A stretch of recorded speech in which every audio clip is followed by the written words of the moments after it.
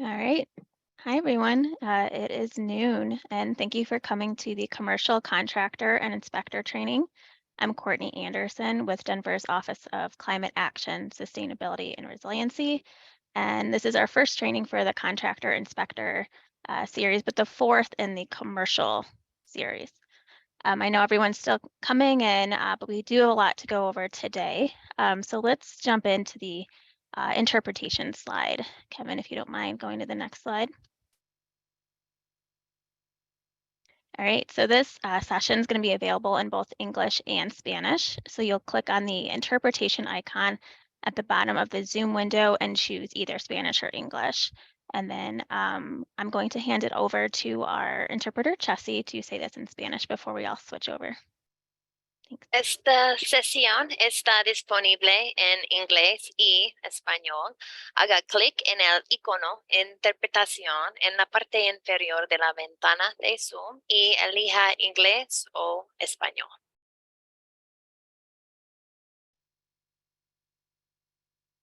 Let's go on to the next slide. Welcome everybody to today's presentation about the commercial provisions for the Denver Energy Code geared to contractors and inspectors. It lasts for about an hour. I'm Linda Morrison, and I lead the Energy Review Team for Community Planning and Development. This will be a great session to really get you oriented to the changes in the code. After our prepared material, we'll have a question and answer session. Please type questions at any time using the Zoom Q&A feature. We'll use the Zoom chat during the presentation to answer basic questions like where to find information, and we'll hold more complex questions until our session. During the session, the moderator will say the questions out loud so our community planning and development panel can respond. If we're unable to answer your question in our time together today, we'll answer it via email. Let's go on to the next slide. It shows that we are in that part one of the contractor inspector training. Another training will be held next week on the 21st for the contractor inspector, and that will be focusing on the prescriptive path and performance path in greater detail. And then there's other sessions that have been recorded and will be posted to the website. So please join us for those. And please get the word out by sharing what you've learned and links to your colleagues and interested people. Continuing education credit is available for people who attend the full session. If you happen to call in by phone and not your laptop and want credit, please email Tom Gleason, tom.gleason @denvergov.org so he gets your full information. The timeline here helps to recap Denver's plans and goals for greenhouse gas emissions.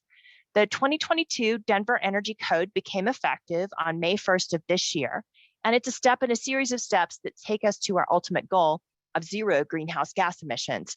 Energy efficiency is foundational, but it alone cannot achieve the goal. It takes a combination of efficiency, electrification, and a greener grid. So we all have a part to play in making these changes, and we have time to accomplish them incrementally. Specifically, we want to point out additional requirements for electrification and of space heating and water heating that happen in 2025 and 2027 that are shown in the third row of the diagram. The Energy Code includes input from a wide variety of community members and stakeholders, so a big thank you to all who contributed. You will find the 2022 Denver Energy Code, let's move on to the next slide, at denvergov.org/building code. There is a package of proposed changes to the code posted there and is anticipated for City Council approval on June 20th.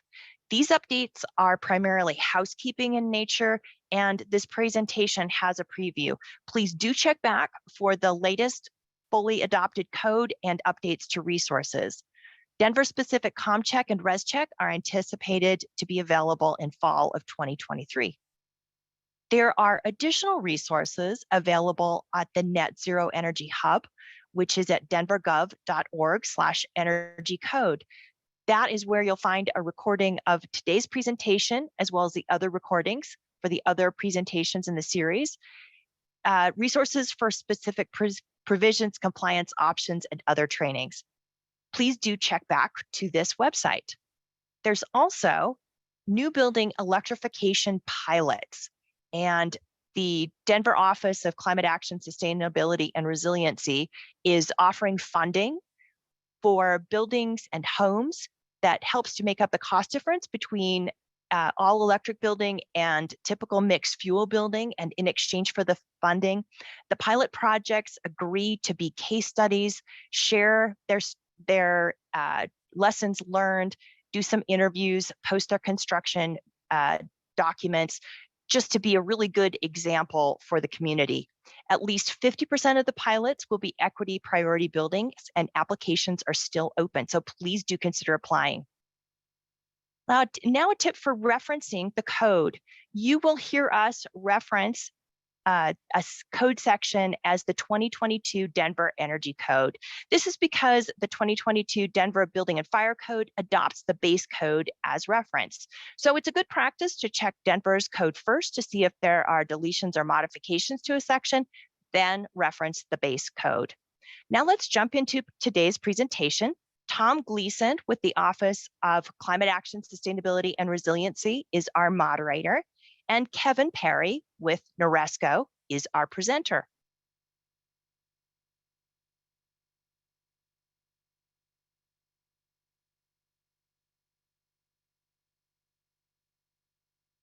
Thanks, Linda. Hello, everybody. My name is Kevin Perry. I'll be presenting part 1 of our commercial contractor and inspector training series. In this presentation, we'll be reviewing the requirements that apply to all compliance paths of the Energy Code. Then in part 2, we'll dive into things that apply to the different compliance pathways.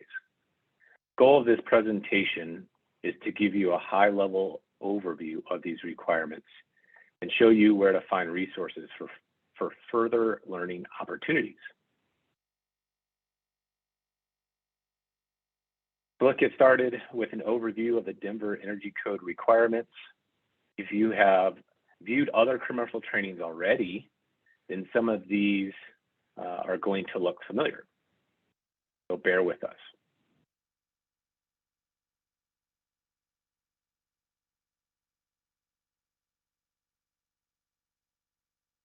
First, let's take a moment to review how Denver defines commercial buildings.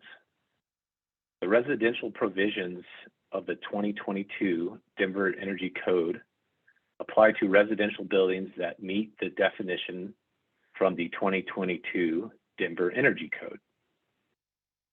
Residential buildings are detached 1- and 2-family dwellings in multiple single-family dwellings, also known as townhouses, in group R3 and R4 buildings that are 3 stories or less in height above grade. The commercial provisions of the 2022 Denver Energy Code apply to new buildings with conditioned space that are not defined as residential buildings. And such buildings undergoing any addition, remodel, alteration, repair,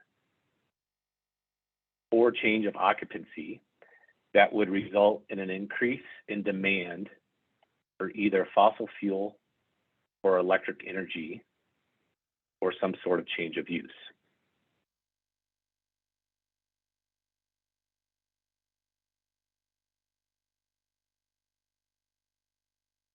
New in the 2022 Denver Energy Code is a definition of an all-electric property.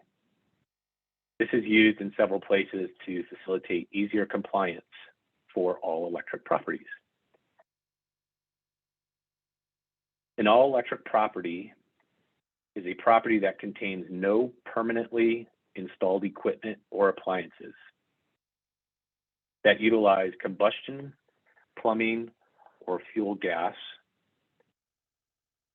fuel oil, or fuel gas utility connection installed within the buildings or site, except for emergency power systems and standby power systems.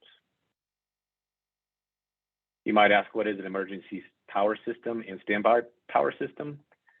Well, those are defined in the code and service loads where interruption of the primary power could result in loss of human life, serious injuries, or create hazards or hamper rescue or firefighting operations.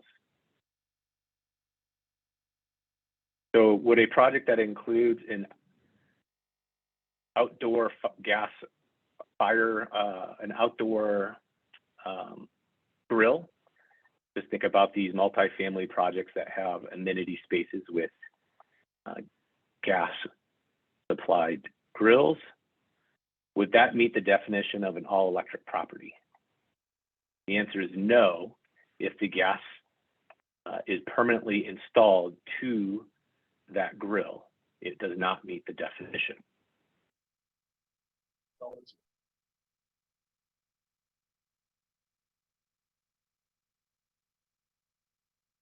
Let's review the process that is required for any commercial project.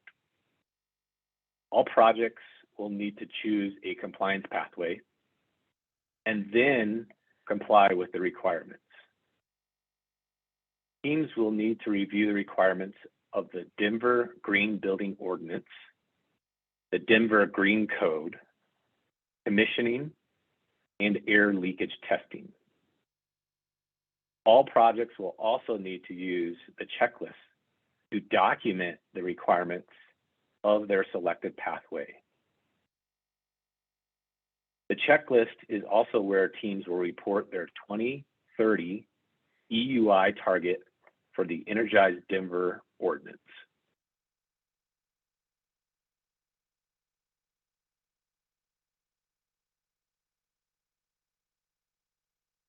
Another item that is required to be documented by all commercial projects, compliance with the Denver Green Building Ordinance.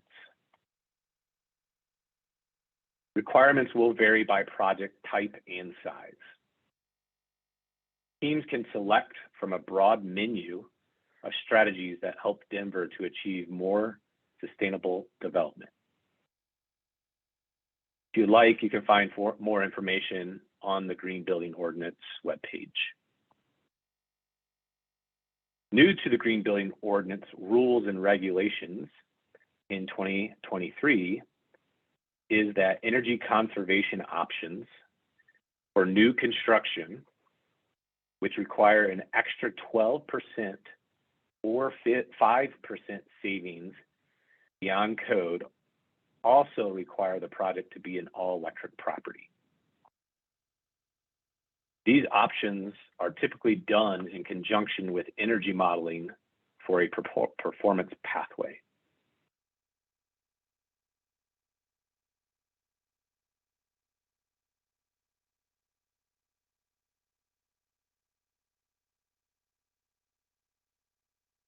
The Denver Building Code section admin 101.4 requires compliance with the Denver Green Code, regardless of which energy compliance pathway you choose.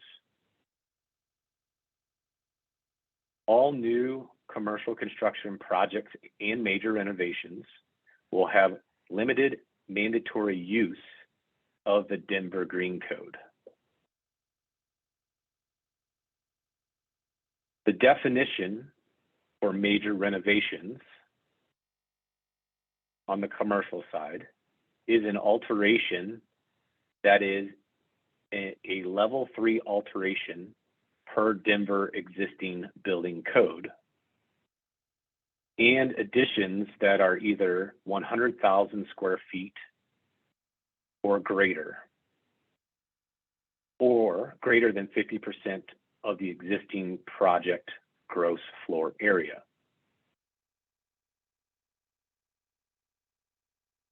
Projects will choose a certain number of credits from each category, as shown in this table. This is designed so that teams can choose options that are cost-effective and fit well with their project's goals. The link on the screen will take you to a web page where you can learn more.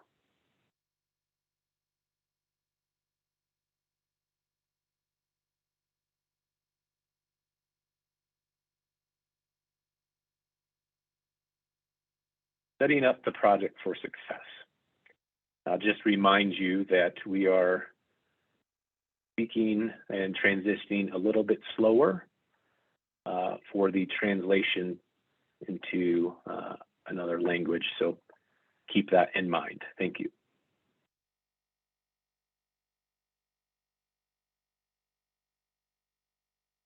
Complying with the Energy Code requires thinking about the project as a whole. For instance, window U value and solar heat gain coefficient impact mechanical equipment capacity and efficiency.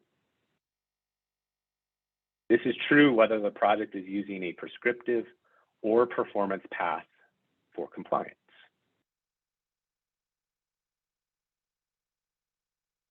Through the design process, the design team has weighed options to meet the performance, whether that is through the prescriptive path with the C406 additional energy credits, or with the energy model in the performance paths. Therefore, some general advice is to build the construction documents. When that is not possible and substitutions are needed, use RFIs so the design team can do a full evaluation. You might be experiencing some supply chain issues, or maybe you have some value engineering ideas. You should do a full evaluation with RFIs so there are no surprises.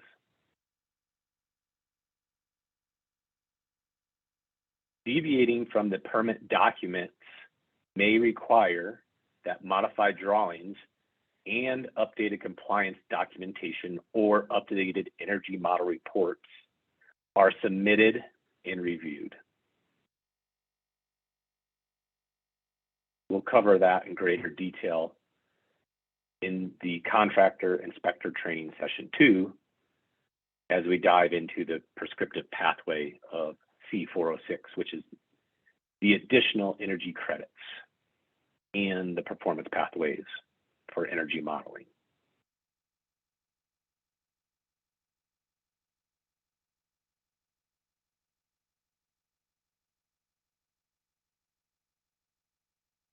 Area inspectors will tailor their inspection pre-construction meeting based on the unique requirements of the project. The agenda should include identifying the compliance path, then using the 2022 Denver Energy Code checklist and the permit set to have an in-depth discussion. As the 2022 Denver Energy Code gets rolling, an energy-specific pre-construction meeting can be helpful. Projects 25,000 square feet or greater will have an additional energy-focused pre-construction meeting. Also, the Denver inspection team will be reaching out to proactively schedule energy pre-construction meetings for select projects.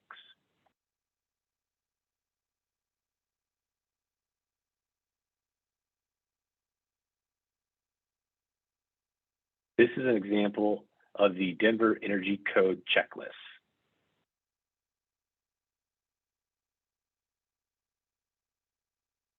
Compliance pathway. Identify what compliance pathway is used. See the drawings with the general checklist for the compliance path name in the title. Inspectors can find this in the scope of work on the permit. The compliance pathway will determine the requirements. We will be reviewing the requirements of the prescriptive and performance pathway in the Contractor Inspection Training Session 2.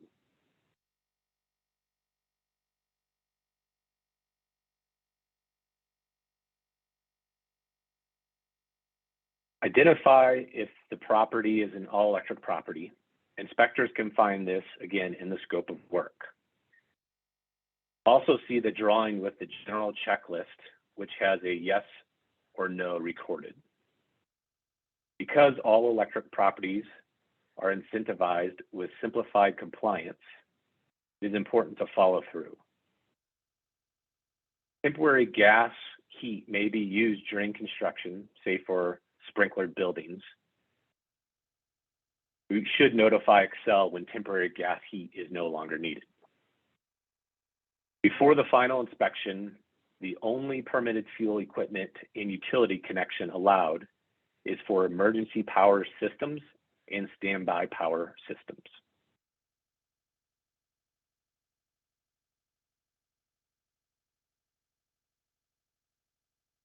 While most of the inspection can be accomplished using the drawings, the reviewer will flag the inspectors for reduced air infiltration and renewable energy systems that may be outside of the drawings. Documentation that shows successful air leakage testing to reduced rates must be provided before the certificate of occupancy is issued. Likewise, renewable energy must be installed for a certificate of occupancy. Temporary certificate of occupancy will be issued until this is complete.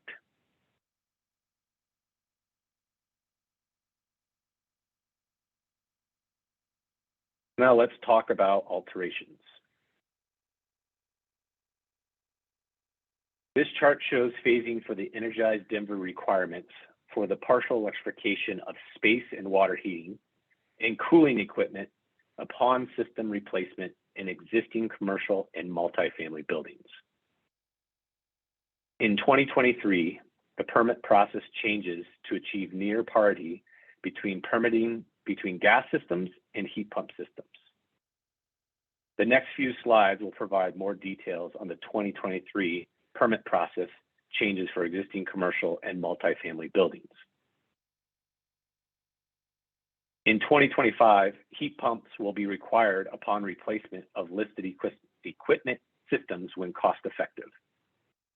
And in 2027, the code will be updated to require heat pumps for listed systems upon replacement when cost effective. Of course, there are exceptions for emergency equipment replacement.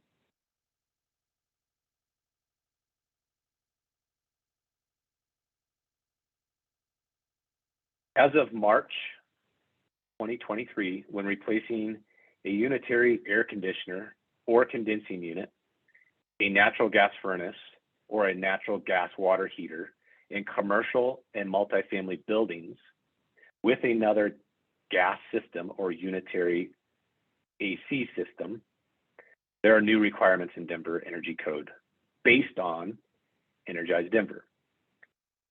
Quick permits for affected equipment will no longer be available, and affected equipment replacements will require a plan review, including submitting additional documents like an electrification feasibility report, also known as EFR, during the permitting process to obtain a permit.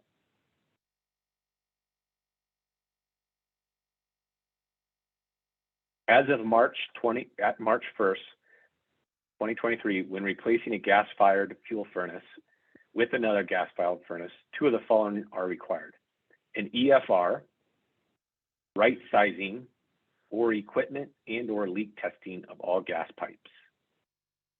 Again, there are exceptions for emergency equipment replacement.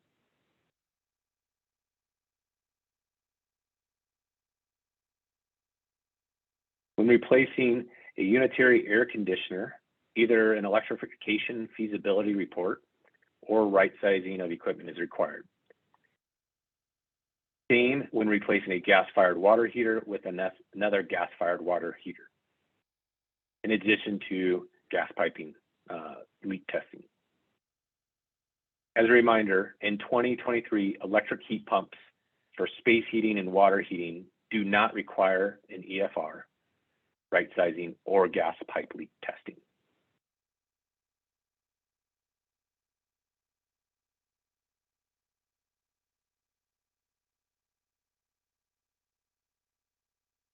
Again, here are some permit changes effective March 1st, 2023.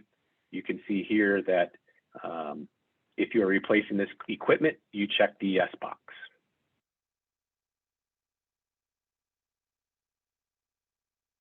Envelope, let's continue on. Minimum insulation requirements are now in place for certain above grade envelope components. This is a mandatory requirement and must be met for all new construction projects, regardless of the compliance path chosen. In 2022, Denver Energy Code has added new constraints on building envelope assemblies. There are now maximum U-factor requirements, which must be met for all new construction, regardless of occupancy or compliance path used. The limits of trade-offs available when using the component performance alternative approach, that limits it. One example, the maximum U-factor is 0.64. This is equivalent to a 2x4 framed assembly with a 3.8 continuous, or a 2x6 framed assembly with only R20 cavity insulation. The minimum insulation requirements are regulated by component U-factor. The U-factors are not as stringent as prescriptive in the mandatory pathway. For inspector or contractors, a performance backstop exists for most assemblies so that the load reduction and energy performance is baked into the enclosure. It is in the code as U-factor. Use the assembly drawings with R values to verify, but be sure to protect these assemblies.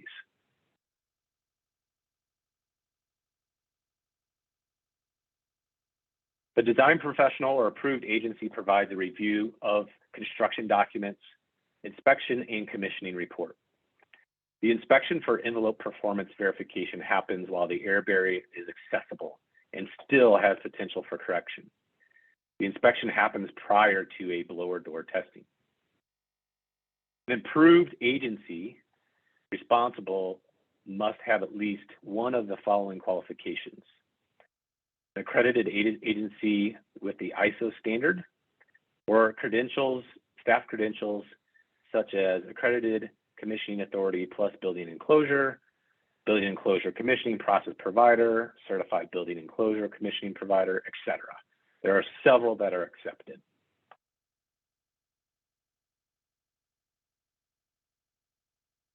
Envelope verification requirements of the 2022 Denver Energy Code are very similar to the 2021 IECC, except that Denver has removed a few exceptions for requirements of testing. Some of those are that all new commercial buildings will require testing. New envelope assemblies of an alteration require testing. And repairs, roof recovery, and roof replacement are exempt from testing. Dwelling units and sleeping unit enclosure testing. There's also sampling permitted, and that's 8 units or more. It has to include the top floor, ground floor, and the largest unit. Required at project completion is a report of the testing results and identifying any corrective action taken.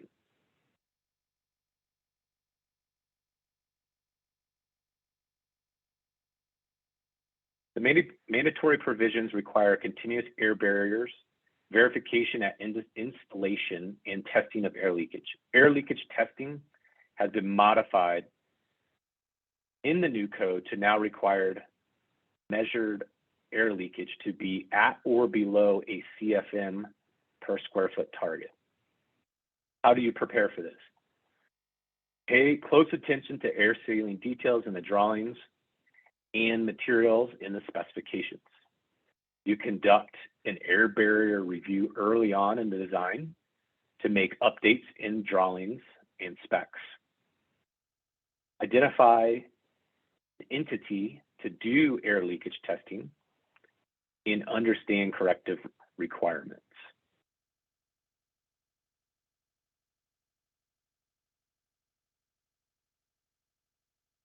So be sure to engage an entity that is approved to perform building envelope performance verification. Air leakage test results in final commissioning report is to be sent to the owner or owner's agent and also to Denver.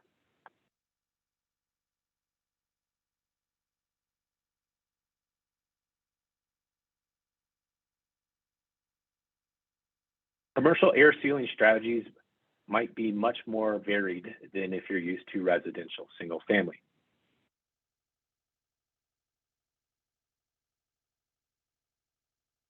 The next few slides show some typical wood frame multifamily air sealing issues, but these are applicable to many projects.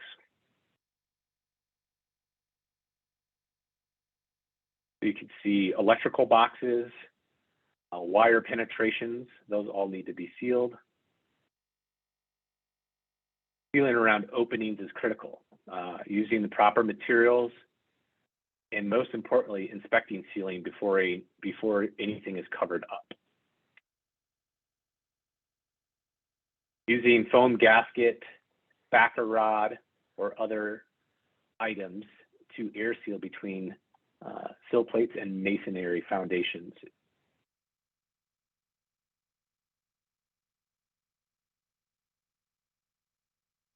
Some other things are exhaust intakes and exhaust and intakes. Watch for openings that also might be hidden by soffits. The most difficult aspect of air sealing is where dissimilar materials intersect, especially in a complex geometry. Detailing of these connections between air barriers, materials, and assemblies needs to be outlined in the construction documents and constructed properly in the field.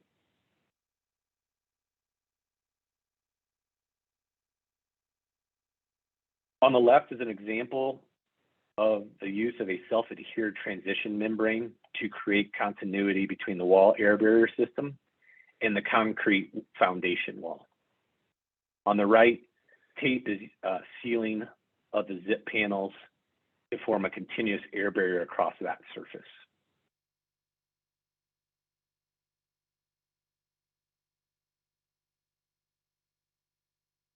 You might think spray foam is the ultimate answer. Well, spray foam has its limitations too.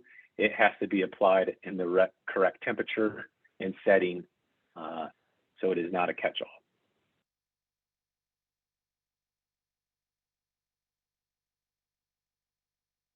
Insulation values is one thing that the framing inspection will be looking at.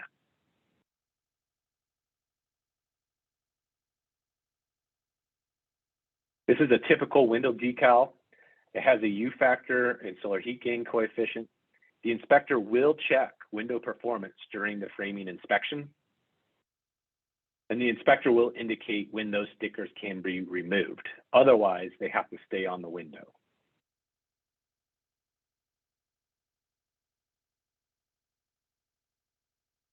Air barrier leakage testing is now required, as we mentioned before, for commercial and multifamily buildings. In the example, the tested air leakage rate for a dwelling unit exceeds 0.30 CFM, but not the 0.045. So the exception in C405.5.2 applies. The test technicians must perform a diagnostics test to determine source of leaks and remedial measures to seal leaks without the need for a full retest. And that report is required.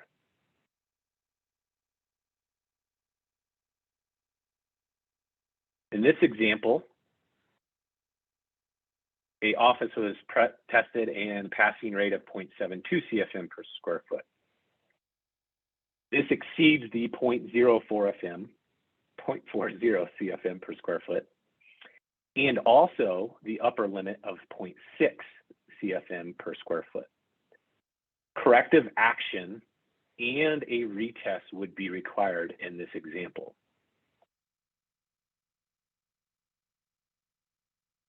Let's move on to the next section, HVAC.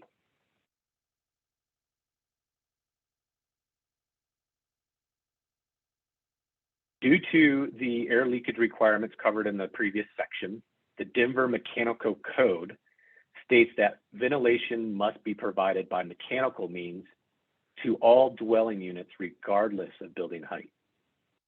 This means dwelling units are not allowed to rely on natural ventilation anymore.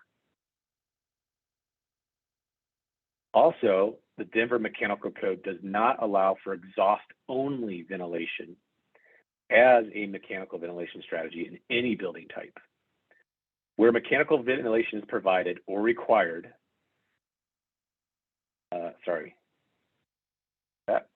building envelopes basically are getting tighter and tighter. Air leakage requirements are getting more and more restricted, therefore reducing infiltration and rendering natural ventilation.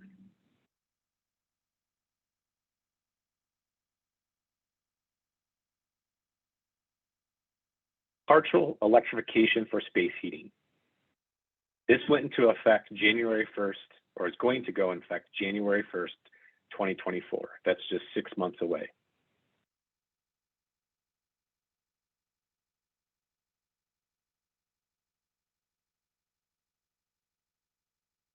The code limits the use of heating systems that use fossil fuel equipment. Some equipment, such as boilers for space heating, are allowed. Natural gas heating will no longer be allowed in rooftop units or gas furnaces. Electric resistance heating is also restricted in systems such as smaller PTAC zone units. Some electric resistance heating is allowed as reheat for these systems that use VAV reheat systems for air distribution. DOAS units, dedicated outside air systems, they are excellent choices for conditioning ventilation air when coupled with zonal systems for heating and cooling that can cycle on and off with a load. Some fossil fuel systems may be able to comply with the performance pathway if they meet specific requirements. I'll refer you to the commercial performance training for those details.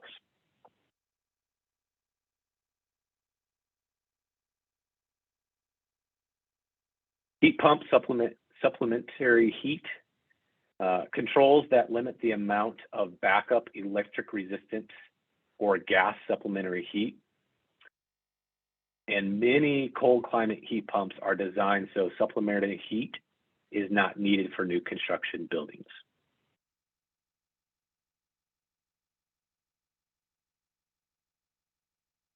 Automated systems to monitor HVAC for fault conditions are required on buildings with conditioned square footages over 25,000 square feet. Not all systems are created equal though, and just know automated detection may not mean automatic notification.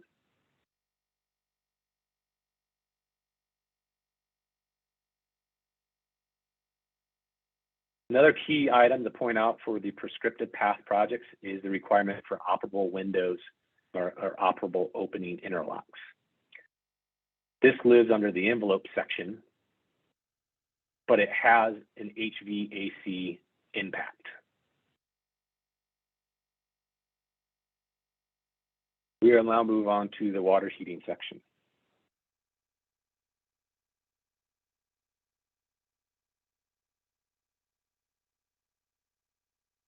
Partial electrification for water heating. Some key points is the timeline here. Permit substitution, not permit accepted. An overview of these exceptions, again, January 1st, 2024, fossil fuel and electric resistant instantaneous and storage water heaters are not to be permitted to provide potable hot water. Keep in mind all those exceptions. I will not read them all off on the screen.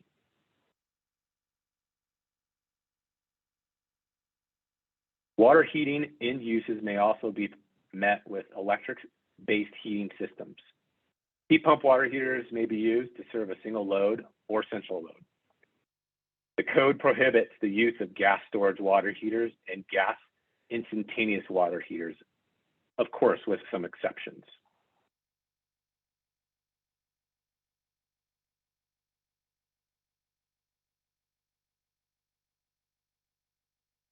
Some things to keep in mind when you're using your water heater equipment locations. You will need some space to provide airflow if you're using a heat pump water heater. There's minimum volume requirements that can be modified. You can do that by a louver and a door, exterior exhaust of cold air.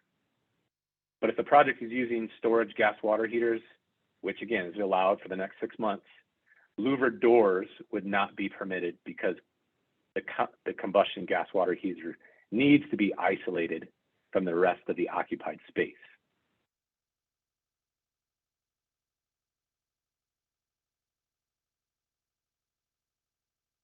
Demand responsive water heating. Electric storage water heaters with rated water storage volume between 40 and 120 gallons and a nameplate input rating equal to or less than 12 kW needs to be provided with demand responsive controls and are also capable of initiating water heating to meet the temperature set point in response to demand response signal. There are some exceptions for that as well.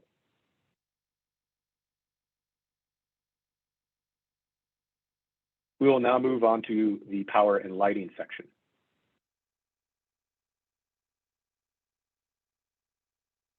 Energy monitoring. Similar to HVAC system monitoring and fault detection, energy use shall be monitored.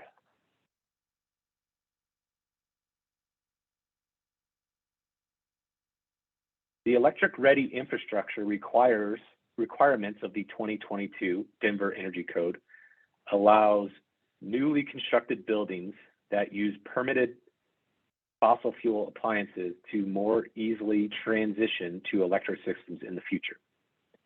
The requirement includes the use of a junction box and a raceway that can serve future electrical equipment, space for a 3-pole circuit breaker, and labeling indicating that it is reserved for future equipment.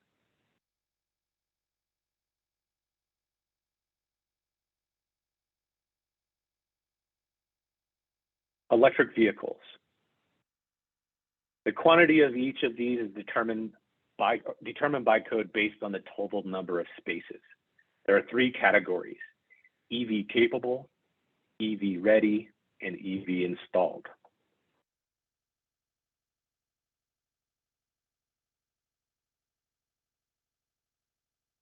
We will now move on to the commissioning section. You might ask, when is commissioning required? When mechanical and service water heating systems total capacity is 480,000 BTUH or more of cooling capacity, or the combined service water heating and space heating capacity is 600,000 BTUH or more.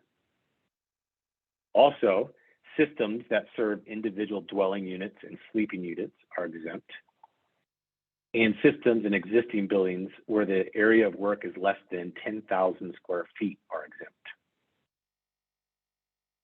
Lighting systems must be commissioned when the new lighting load is 20 kW or greater, and the area of work is 10,000 square feet or more. There are some plans to update that threshold later on.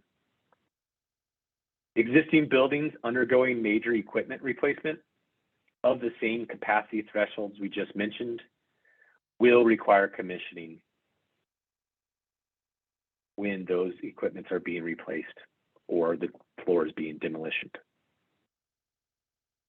Commissioning must be done by a licensed professional or approved agency. And those approved agencies, those people must have 2 years experience of commissioning, hold a certification and the staff credentials recognized by a credentialing agency.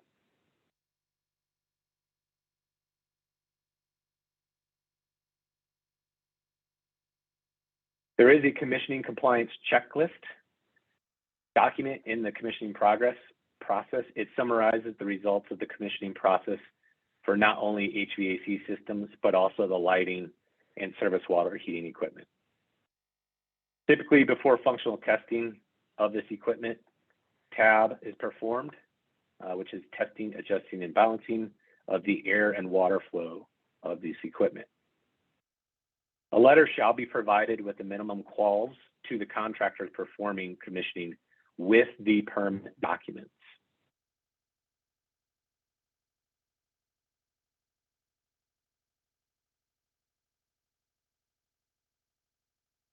The new energy code has some updates, including functional performance testing. Because load management is a key part of electrification, several of these check demand response. So you can see between the two different pathways, which ones are required.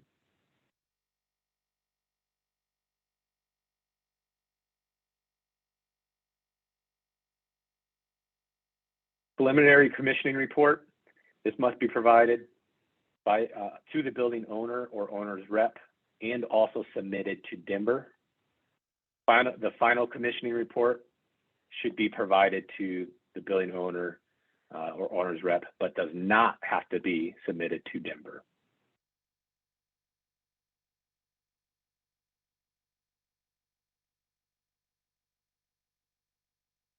Denver has an electrification program for existing buildings. For additional resources on this electrification programs, check out these websites. There you're going to find anything on code changes, electrification feasibility reports, equipment rebates, and a bunch more stuff.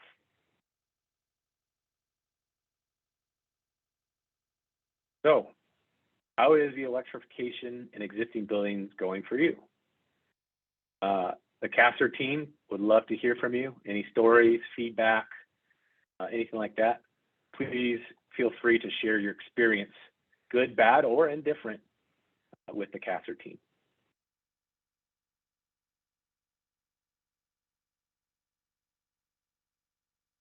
And that concludes the presentation. I want to thank you, and we will open it up for questions. Yeah, thanks, Kevin. So like you see on your screen, we are now taking questions. We have CASR and CPD staff here to help answer any and all of your energy code questions. So use that Q&A box and submit them as y'all have been doing throughout this webinar. So with that, we're going to just jump right in and get through as many questions as we can in our remaining time. So keep them coming. And the first one that I see is from Marty. Linda, Marty wants to know, are interlocks required for multifamily construction? So thanks for that question. That has to do with operable openings, interlocking for HVAC systems. So multifamily buildings aren't excluded from that. There is the provision becomes active when the openings to the outdoors are larger than 40 square feet.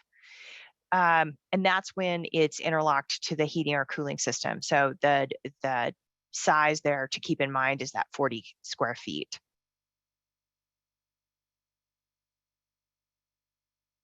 Okay, and the next question we have on here, someone wants to know, can an RFI can do the testing, but not the inspection? Is that correct? And so that has to do with that air leakage testing. And Denver doesn't regulate the entity that's doing air leakage testing. So really, if any entity can do that air leakage testing, the other aspects of the building performance verification are regulated to be either a registered design professional in the state of Colorado, or holding certifications around enclosure commissioning. Okay, and folks are excited. We got the Q&A. The Q&A has come alive. We have a question from Ryan here, and Ryan, we might need some more information, but Ryan wants to know what about electric resistance water heaters? And I'm going to guess that Ryan's asking, are electric resistance water heaters allowed under the new Denver Energy Code? And Ryan, if I'm misunderstanding that, please drop in another question or additional clarification in the Q&A. So point of use electric water heaters are still allowed. Let's see if that's on the slide that follows here a little bit more clearly. So yeah, that's part of the electric instantaneous water heaters are still allowed. And I'll also add that if the building is modeled under the performance path, modeling the electric resistance water heaters, then they would also be allowed. All right, great teamwork on that one. Thank you, Chuck and Linda. Ryan, hopefully that was what you were looking for. We also have a question, and I was wondering this myself. On the new commissioning requirements slide, can we please clarify what the hollow bullets in the table mean? Right. So the hollow bullets were meant to just point out that not all of those provisions are a part of every project, that these are optional. Basically, when the hollow ones are for optional provisions. So you might be picking up an EV charging requirement, but you might not opt into the circuit capacity management. If you do, be sure that you're testing that.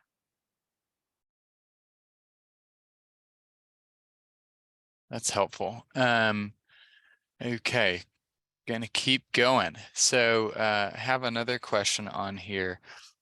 Is passing an envelope leakage inspection required, or is it simply recommended? The vast majority of projects are going to have, well, anytime that you're touching an envelope assembly, we're going to have an envelope leakage testing, as well as the validation, which is the drawing review, and then also the on-site inspection part of that.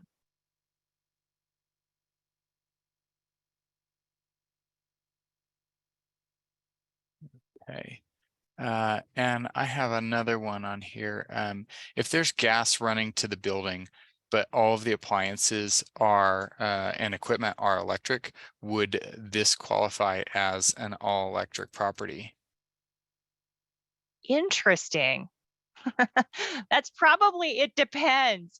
I guess if the gas is being used at the building for the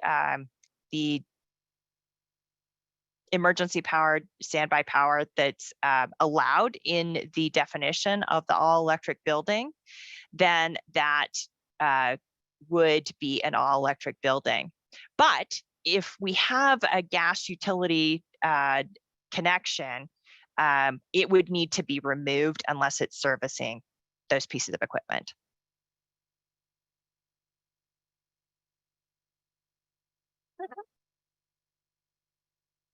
Chuck, did you want to add anything there? Nope, that was a good answer. Okay. Let's see. Another question I have on here.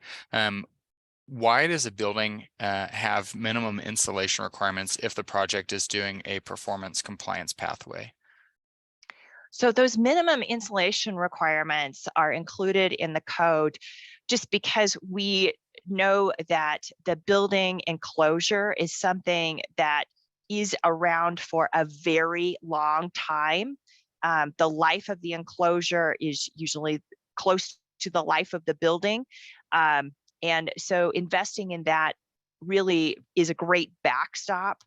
And the HVAC system, other systems have a life that is shorter in duration. There's an obsolescence and a renewal period that's kind of planned into buildings.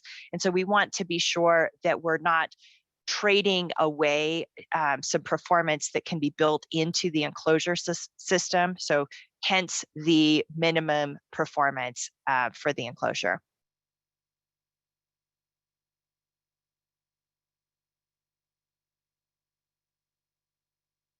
Okay, and here's one that is close to, I think we're on the right slide or close. What appliances need to be electric ready? So I think you can boil that down into appliances. So things like cooking equipment, fireplaces, laundry dryers, that things that are appliances or equipment in that regard would need to be electric ready. And then water heating equipment does have a limit to it. So right now that limit is less than 300 MBH. And then the warm air furnaces that don't have related cooling. Oh, pardon me. They need to be electrified. Warm air furnaces that don't have that have electric cooling are anticipated to already be electric ready. I'm just going to keep plugging away at these questions. Chuck, I've got one for you.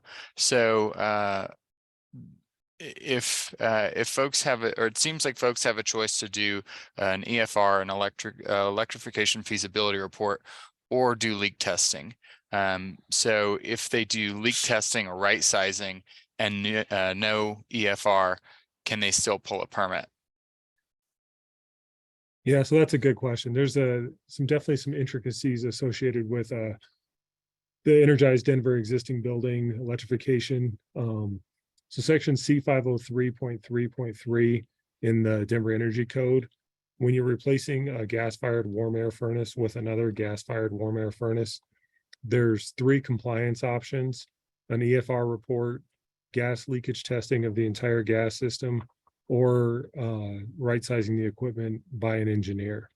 When replacing a gas-fired warm air furnace, the gas-fired warm air furnace, it is required to comply with 2 of those options.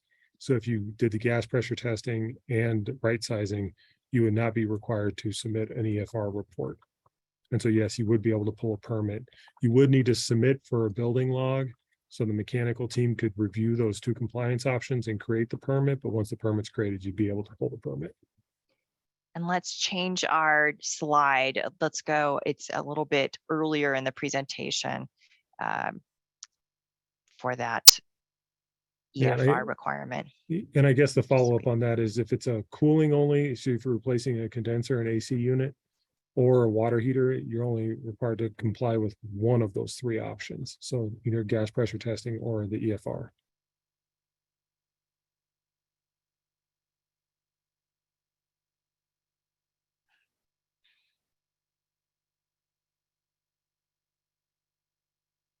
Okay, and I got a hefty question here from Mark. Let's see, maybe Linda or Chuck, y'all can help with this, but let's see, large central air source heat pump water heaters using outdoor split system units have a limit on the recirculating water temperature and or a limit on the outdoor air temperature at which they can produce sufficient heat. This requires either an instantaneous electric water heater much further from the point of use than allowed, or a swing tank with an integral electric resistance elements, likely over 20 gallons. Can you confirm that this is prohibited by the prescriptive path, and if this is addressable via the performance path? So I'll jump into there. So section C404.10 is the partial electrification of water heat starting January 1st, 2024. Mark is correct. There are definitely some challenges with the large central air source heat pump water heaters. Therefore, in the exceptions, depending when equipment gets over a certain size, it's no longer required to be all electric. You can still use gas. So if you have a water heater that exceeds, if you look in our errata, it's going to be posted soon. It's over 200,000 BTU, and there's some other size requirements, but the large systems will be allowed to continue to be gas. And that should be also mentioned for section C403.2.4 for heating equipment, is that the heating equipment boiler heat is still allowed to be gas fired in the new code. Now, if you do decide to use these gas systems, you will be required, you won't qualify for the all electric building. So there'll be higher thresholds for demonstrating compliance with the performance path or the prescriptive path, but it is still allowed to be used. And we have a couple more questions, but we are at time, so we're going to have to follow up with folks offline, but we will work to get you get your questions answered, and we'll have the recording of this webinar as well as the slides posted online in the coming weeks. That's going to be on that denvergov.org/energy code page. So you don't need to email me. We will proactively email you once that is posted. So if you're searching that page and you don't see it, hang tight. We'll get that out there and we'll notify you once that information is on our website. Thank you so much for being here with us today. We'll be back next week for the last webinar in our commercial series. So we hope you've enjoyed this content, and thanks for your participation and engagement today. And with that, I'm going to close us out. So thanks everybody. Have a good one, and go Nuggets.